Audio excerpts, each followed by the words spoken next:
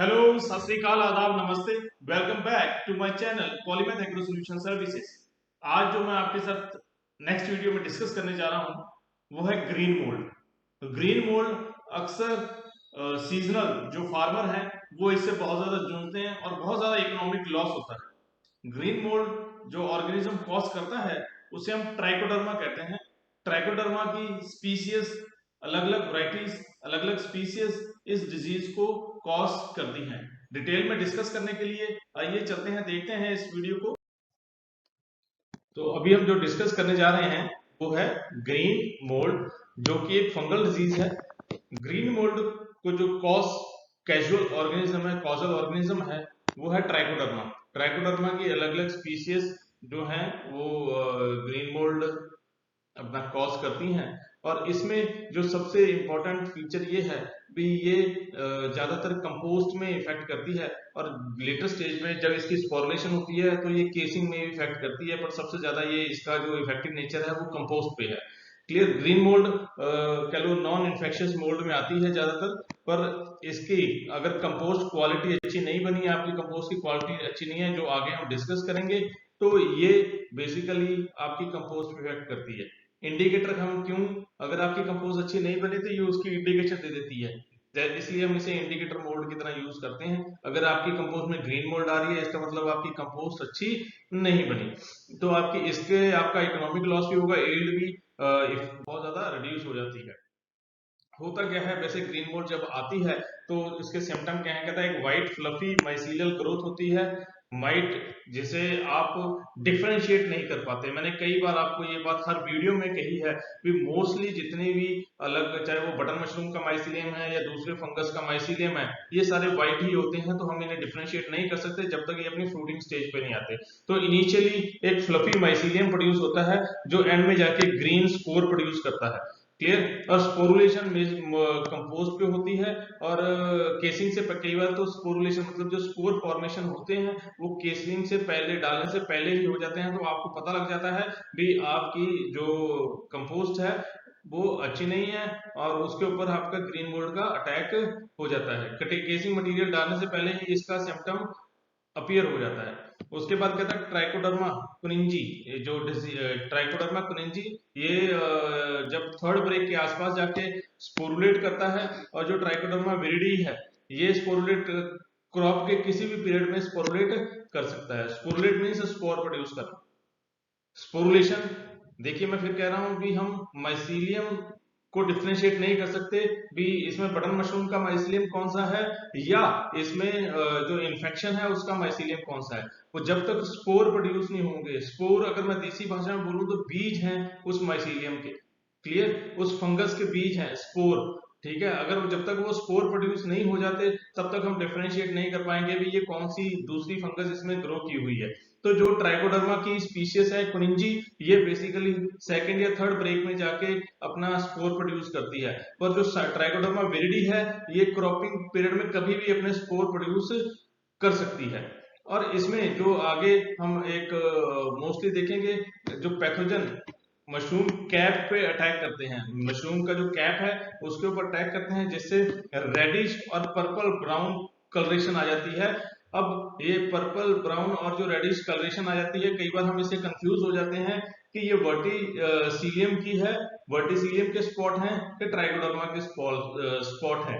But जब मान लीजिए आपका सनकन स्पोर्स नहीं है, तो ये बेसिकली सनकन मतलब मान लीजिए आपका ये बटन मशरूम है और यहाँ पे ऐसे दबे हुए गड्ढे नहीं है छोटे छोटे, तो ये रेडिश और पर्पल ब्राउन की कलरेशन आपकी ट्राइकोडर्मा की वजह से आई है। अगर ऐसे गड्ढे हैं छोटे छोटे, मशरूम में गला हुआ पार्ट है ग्रे कलर का, तो वर्टिसीलियम के स्पॉट हैं।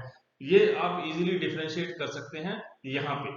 नेक्स्ट, जब भी अगर आपको सबसे बड़ी इंडिकेशन रेड माइट क्या करती हैं, जो ट्राइकोडर्मा के स्पोर खाती हैं, ट्राइकोडर्मा का माइसीलियम खाती हैं, तो रेड माइट अगर आपके फार्म पे है तो ये एक बहुत बढ़िया निशानी है भी आपके फार्म पे क्या ट्राइकोडर्मा का अटैक हो गया है। क्लियर। रेड पेपर माइट हम इसे बोलते हैं, जैसे यहाँ पे आप देखेंगे ये रेड पेपर माइट है सारा। क्लियर, छोटे छोटे माइट्स हैं, माइक्रोस्कोप में आपको अच्छी तरह नजर आएंगे। ये ग्रीन मोल्ड ग्रोइंग कंपोज जहां पे प्रेजेंट है उसी को ही ये खाते हैं, और ये भी उसके साथ साथ इनवाइटेड, मतलब आपकी ट्राइकोडर्मा तो आएगी आएगी, साथ में ये भी आ जाएंगे। और कहता है व्हेन मशरूम फ्रूटिंग, ये जो रेड कलर माइट हैं, ये जब फ्रूट मतलब जब बटन बन जाता है तो सारे ऊपर इकट्ठे होके कैप के सरफेस पे एग्रीगेट हो जाते हैं, इकट्ठे हो जाते हैं। और ये बेसिकली अगर हम प्रोटीन सप्लीमेंट स्पॉनिंग या केसिंग में डालते हैं, आता क्यों है? मान लीजिए कई लोग प्रोटीन सप्लीमेंट डाल देते हैं या केसिंग में, या केसिंग में डाल दिया आपने, खली डाल दी किसी ने ताकि ग्रोथ फास्ट हो जाए, तो उस केस में भी ट्राइकोडर्मा के आने के चांसेस ज्यादा हो जाते हैं। क्लियर। नेक्स्ट है, अब कौन कौन सी कंडीशंस हैं जो फेवर करती हैं जिससे ट्राइकोडर्मा या ग्रीन मोल्ड आपके फार्म पे आती है? सबसे पहले हाई टेम्परेचर, सबसे पहले हाई टेम्परेचर। क्लियर।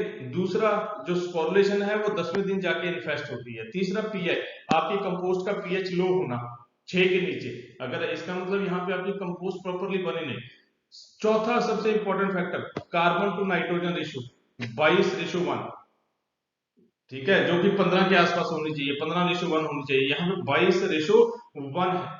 क्लियर। तो ये चार फैक्टर, तीन factor, high temperature, pH below 6 और कार्बन रेशियो 22:1। क्लियर। ये ट्राइकोडर्मा स्पीसीज को इफेक्ट करते हैं। अगर मैं टाइको इनवाइट करते हैं, जो ट्राइकोडर्मा स्पीसीज है ज्यादातर ये कार्बोहाइड्रेट को कंज्यूम करती है। इसका मतलब आपकी कंपोस्ट में कार्बोहाइड्रेट प्रॉपर्ली डिग्रेड नहीं हुए, प्रेजेंट है। अगर आपकी कार्बोहाइड्रेट मींस सेलुलोज अभी प्रेजेंट है, प्रॉपर्ली डिग्रेड नहीं हुआ। क्लियर। तो इसलिए ये स्पोर ज्यादा इफेक्ट करती है। ये स्पोर, इसके जो स्पोर्स हैं वो डिस्पर्स हो जाते हैं। आपने हवा चली फार्म पे, या आपके फार्म में रूम में हवा चल रही है, या कोई आता जाता निकल गया। कई बार किसान लोग मैंने बहुत सारे एक गलती करते हुए देखे हैं भी, जहां पे भी ये डिजीज आ गई वहां पे वो लोग क्या करते हैं, हाथ से उसे पकड़ के फेंकने की कोशिश करते हैं। हालांकि ये माइक्रोस्कोपिक स्पोर है। आप जो एक पूरा हरा पैच देखते हो, वो हरा पैच सिर्फ एक स्पोर का नहीं है, वहां पे काउंटलेस मिलियंस ऑफ स्पोर्स है। तो वो आपको हरा नजर आ रहा है। अगर आप सिंगली देखोगे तो सिंगली तो आपको नजर भी नहीं आएंगे, माइक्रोस्कोपिक है। तो उसको छेड़ने की कोशिश मत कीजिए, उसको उखाड़ने की कोशिश मत कीजिए। चुपचाप उस बैग को गांठ मार के और रख दीजिए। वैसे तो ट्राइकोडर्मा अगर आपके फार्म पे आ गई तो मोस्टली मैंने फार्म खाली होते देखे हैं। ग्रीन मोल्ड फार्म पे आ गई, फार्म खाली होते देखे हैं। क्यों? क्योंकि बड़ी फास्ट फैलती है, स्पोर बड़े लाइट है, एयरबॉर्न डिजीज है, फटाफट फैलती है। और दूसरी बात, ये आई तभी है जब आपकी कंपोस्ट प्रॉपरली पेस्चराइज प्रॉपरली बनी नहीं है, आपकी कार्बन कंटेंट हाई है, पीएच लो है, टेम्परेचर ज्यादा है। ये तीन कंडीशनें फेवर करती हैं। तो ये चीजें आपको ध्यान में रखनी है। अब कल्चर प्रैक्टिस क्या करनी है? अभी हमें क्या, मैं बार बार बोलता हूं, prevention is better than cure. तो मैं बार बार यही समझाता हूँ कि हमें क्या क्या प्रिवेंशन लेने हैं। सबसे पहले कल्चर प्रैक्टिस, मतलब हम क्या करेंगे ये चीज ना आए। कंपोस्ट केयरफुली प्रिपेयर करनी है। क्लियर। नाइट्रोजन हमें लिखनी है 15:8, 18:1।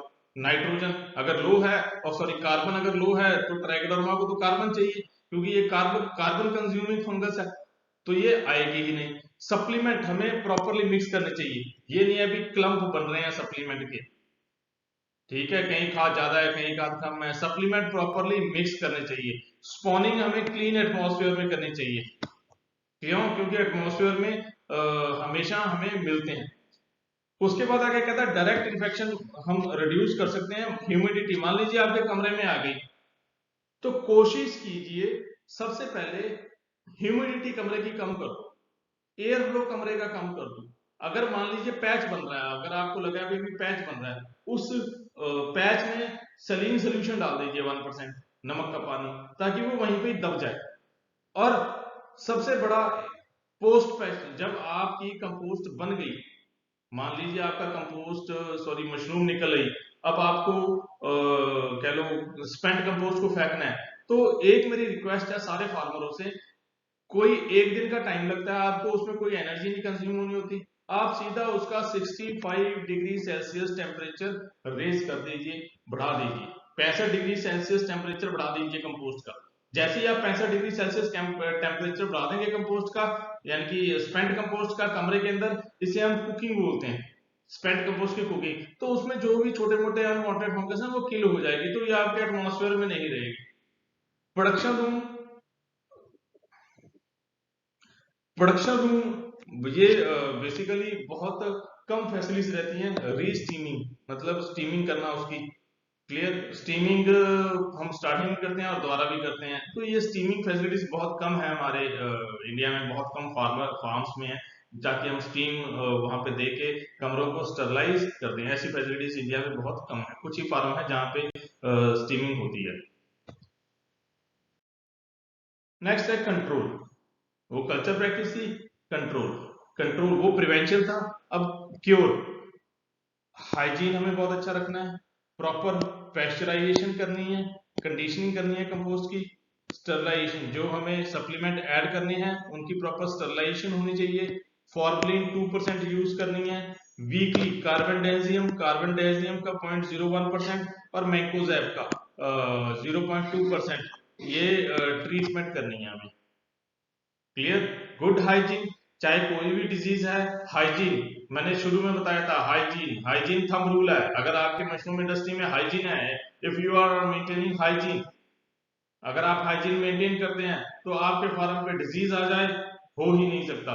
प्रॉपर पैस्चराइजेशन, कंडीशनिंग कंपोस्ट की, जितने भी आप सप्लीमेंट यूज कर रहे हो उनकी स्टरलाइजेशन, फॉर्मलिन 2% यूज करनी है, रूम को स्टरलाइज, जब आपने कंपोस्ट ऐड कर दी उस वक्त भी, देन वीकली स्प्रे करना है कार्बन डाइजियम का 0.1% एंड मैंकोजेब 0.2%। सो दोस्तों, ये अभी जो पिछली 4 वीडियोस, इस वीडियो को मिला के मैंने 4 वीडियोस बनाई हैं, ये फंगल डिजीज की हैं, ये फंगल डिजीज की हैं। नेक्स्ट जो सेशन चलेगा वो फंगल डिजीज का नहीं होगा, बेसिकली वो कॉम्पिटिटिव मोल्ड का होगा, इसमें फर्क है, ये मैं कल डिस्कस करूंगा आपसे। वीडियो का कंटेंट अच्छा लगे लाइक और सब्सक्राइब करिए, शेयर करना मत भूलिए ताकि ये इंफॉर्मेशन और लोगों तक भी पहुंचे। धन्यवाद।